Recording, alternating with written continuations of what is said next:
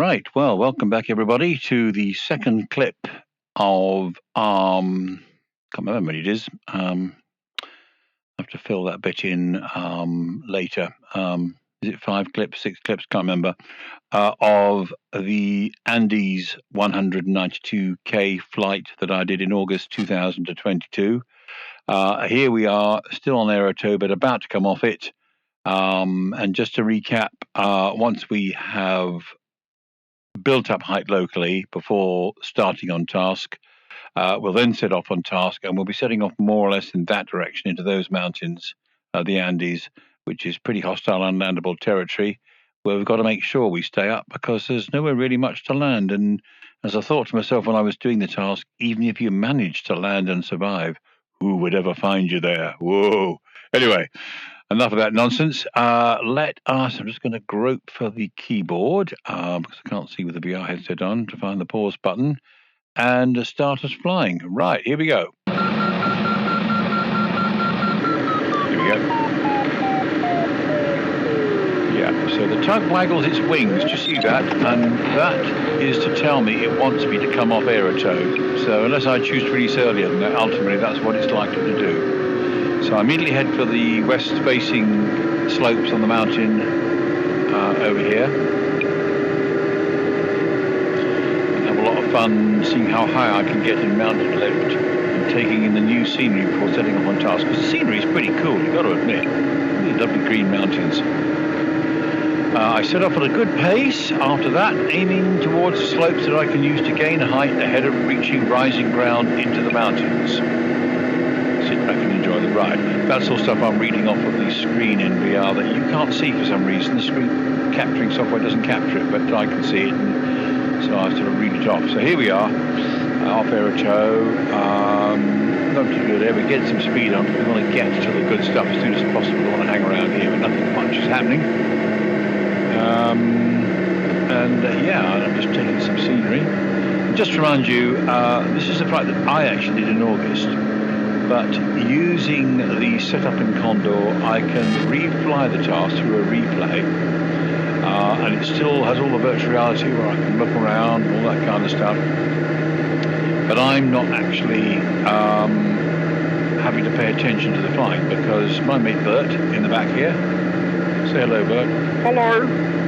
Is flying it for me this time, so I can do whatever I like. I can look at all the little things that I've never seen, like the rudder moving about a little bit, make corrections and things, the wings waggling, stuff like that. All the lovely sky, the lovely scenery, wondering what that lake is, little twinkling lights of the airfield at about 11 o'clock from here, where I'm looking now.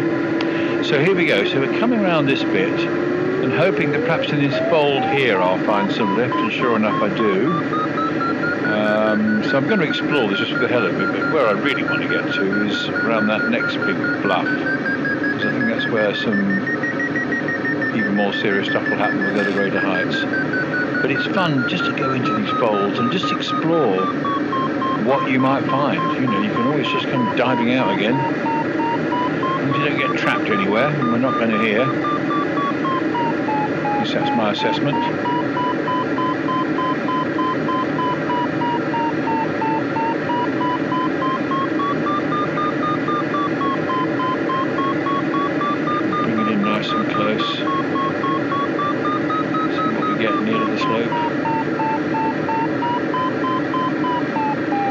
I love this kind of flying closer to the slope. Now, really, you should be careful about maintaining enough speed for control authority. I notice I'm drifting below 60 knots there at times. I probably shouldn't go below about 60 knots, but again, I'm a complete novice, self-taught at this kind of mountain flying, so I wouldn't really know. I could really use someone in the back telling me what speeds I shouldn't fly.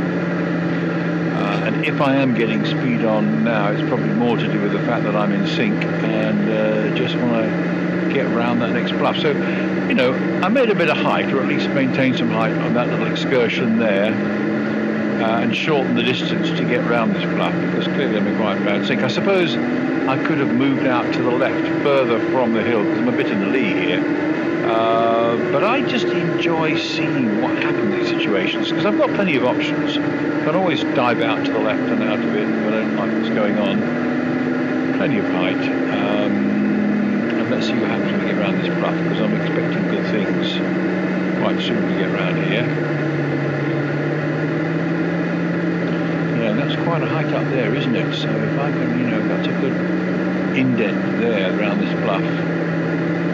Should be good with good height. But in fact, there's yet another bluff, and that might be even better. But let's explore this one.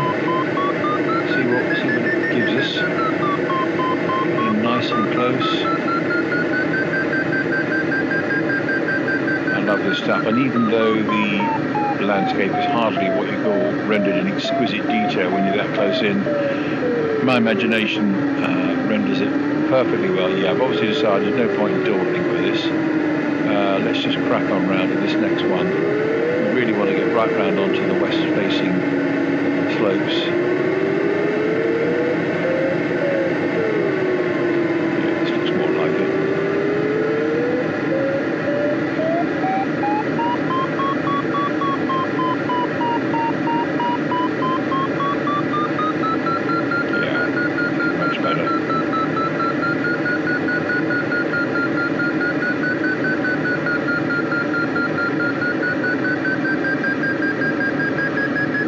That just as you think you found the final kind of bluff, there's yet another one up ahead, and you can just try and decide which of these you think is the best. But this one's working pretty nicely for us, so I'm not rushing to move on from this. If it's a nice bowl and it can capture lift well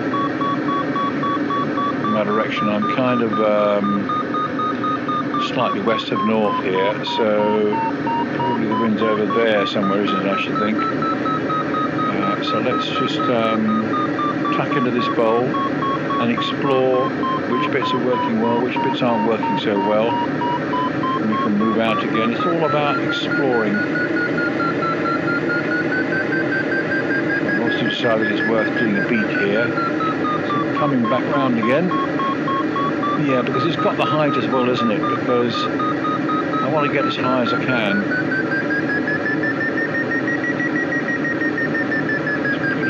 Here. A magnificent view though. Fantastic. Coming around again.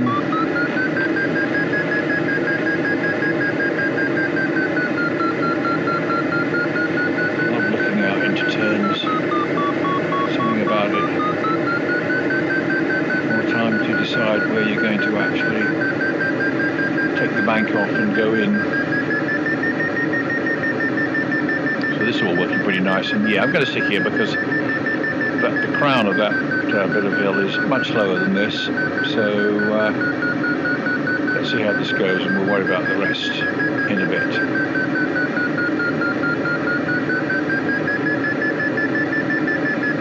Wow, more landscape emerging the other side of this mountain as well. Beautiful. Look at that. Lovely greenery, green mountains, magnificent. I guess this is the kind of coastal zone perhaps where things are particularly verdant. Rising up nicely here, again about 1500 feet just doing this.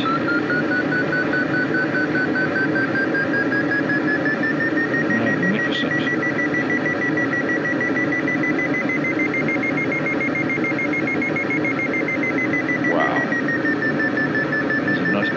Cloud out there. Don't see any need to go to that at the moment because we're doing just fine here.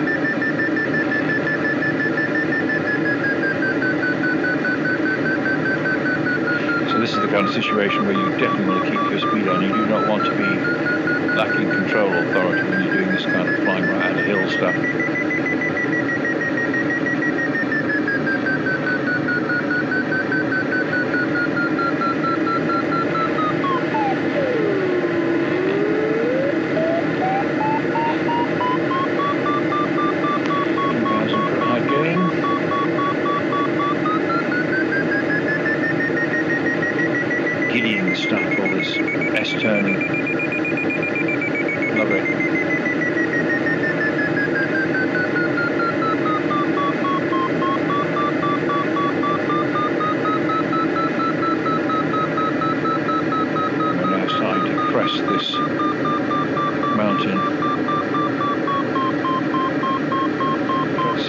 let's see what else happens around these parts.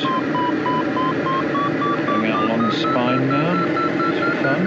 See where that flat end will give me a good line out. And it seems to be at the moment.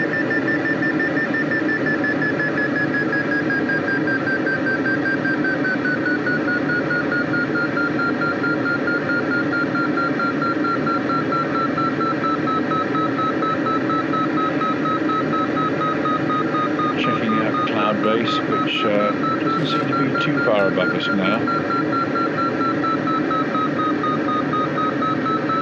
And we're coming up to a 3,000 foot height gain on this climb. Lift's extending out a long way.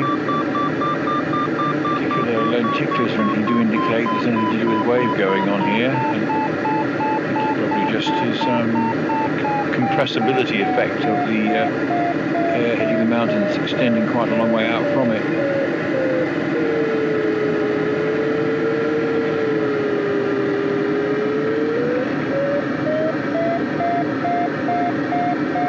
Flying back towards it again to see what it offers. 3,000 foot height gain. Wow, look at this landscape opening up. Magnificent feeling of dominating the mountain, and being able to look down on views that weren't there just a few turns ago. Another lake over there.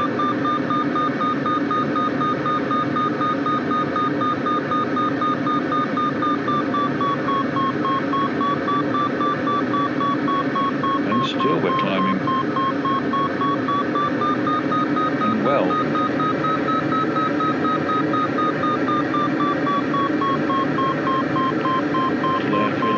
Over there. I don't know whether it'll show on the screen capture, but in Condor they're often seen through the little twinkling lights just to help identify where it is. Shows little kind of twinkling lights on it. Not real, of course, just a Condor simulation. So I was still trying to search for any kind of bit of this mountain that's still good for lift, and it's still there.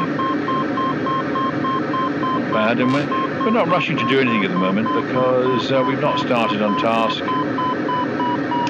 We're still settling in. Look at that, Condor even puts cloud shadows on the lake out there.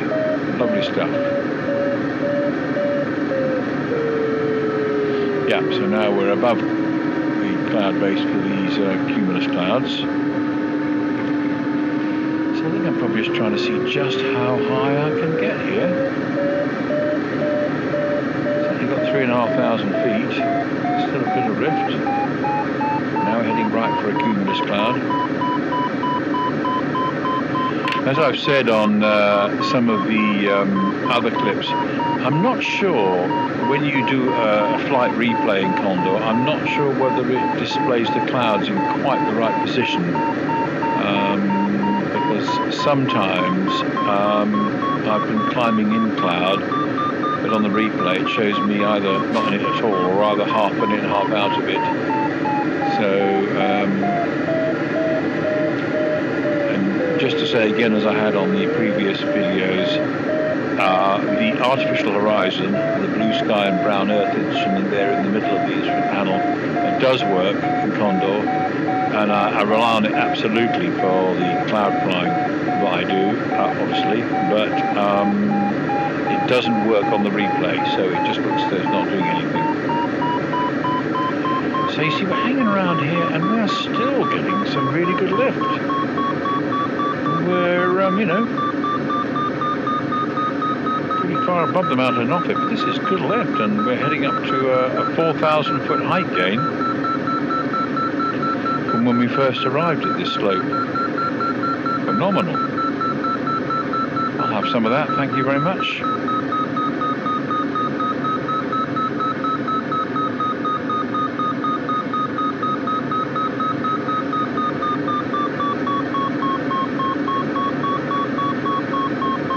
I mean, I'm always slightly puzzled, whether you would get this kind of lift here in this situation in real life, but I suppose what has to be said about that is that either in real life or in virtual reality, there is definitely an element of lift that to, especially those of us who are not supreme masters of soaring, we don't quite understand why it's there. But there is a case for saying, well, at the end of the day, it's there.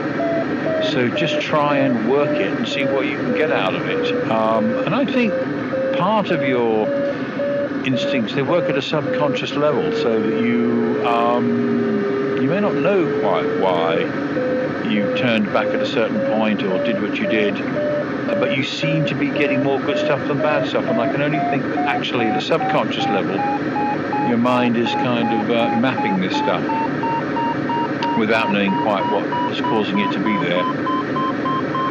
Eventually you become an expert and you understand it all and you know exactly why everything is where it is, but you know, not yet.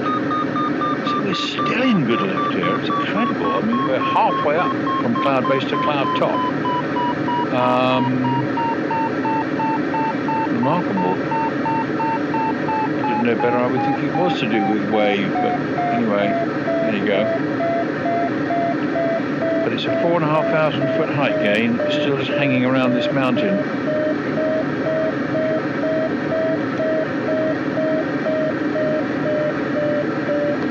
I think I must be getting to the point where I'm thinking, well, you know, this is pretty good. At some point we've got to start on task. I will have been looking over there when I get a chance just to try and assess what the lift opportunities might be as we set off on the first leg. As you can see here, I'm still in the green pizza slice, or 3 pizza slices of worth, so I'm still in the start sector. I've not actually gone off on task yet. You get a little message on screen when you do actually start on task, and a little blipping noise, which we'll probably get any minute if we carry on moving like this. Probably just skirting around this cloud so I can keep line of sight view of where I'm going to be going. Yeah, it's a magnificent landscape though, isn't it, this? I mean, it's quite remarkable. Lovely to think that this is a real landscape, and although I may never get to see it in real life, at least I've been there in a very kind of convincing virtual world. Right. End of the lesson. Okay. Now, it didn't actually, as far as I noticed, give us a message saying we set off on task. But the fact that the PDA screen that gives you a bearing and heading is showing Lago Corre something or rather suggests that it knows that we are now heading to the first turning point, i.e. we have set off on task. So that's the end of this clip. See, we're doing 18 knots, so we're probably getting our nose down, getting the speed on, and heading off with a positive attitude. So that's the end of this clip. Like and subscribe if you want to be kept posted about other videos. And thank you to all the many who've watched the existing clips. I'm about to bail out the glider when I take off the VR headset. So look after yourselves and see you on clip 3. Okay, bye for now. I got a feeling so strong. Maybe someday our skies will cross.